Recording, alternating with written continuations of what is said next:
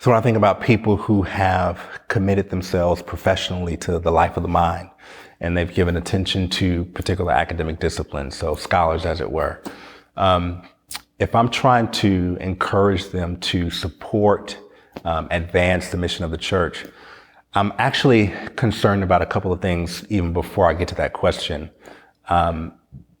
Jesus in Matthew 22:37, when he's answering the question of an inquirer, a lawyer as it were, about the greatest commandment, he responds that we ought to love the Lord with all of our heart, with all of our souls, and with all of our minds.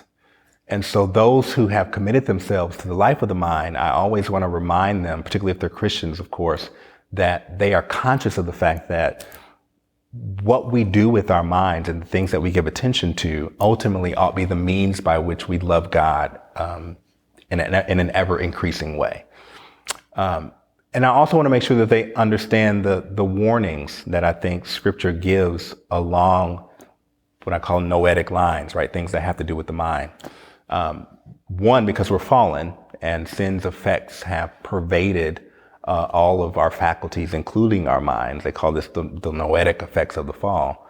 But then two, things like Paul in 1 Corinthians 8, where he says knowledge puffs up. When Paul in Romans 1 is talking about the evidences of a people being given over, he talks about them having a futility of mind. They're futile in their thinking. So for those who exist in this space kind of perpetually, right?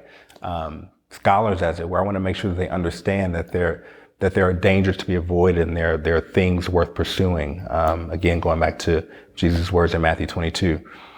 After I see those two things at play, I want to encourage people in the academy Christians in the academy to pursue a range of disciplines. I think oftentimes when we think about advancing the mission of the church, we rightly understand that that's making disciples, right? That's Jesus' words, that we're taking individuals from spiritual infancy to spiritual maturity. That involves a lot, right? And so I don't want to put the burden on scholars, again, across a range of disciplines, that, if the monographs that you're writing or the dissertations that you've worked on don't explicitly point to, justification by faith alone or the exclusivity of Christ, then you're not advancing the mission of the church. I don't think that's true. I think the advancement of the mission of the church, that is the church making disciples, is supported by a whole host of things. And so, I know individuals who are astrophysicists, I know legal scholars. Those things matter. I think certainly we would agree on the legal front, maybe perhaps as it relates to issues that the church is facing. But across a range of disciplines, I'm going to want to see Christian scholars just pursue those things diligently, that they're thinking critically, but that what is superseding all of that work, or maybe foundational to all that work, is a worldview that seeks to honor and glorify God and commend Christ.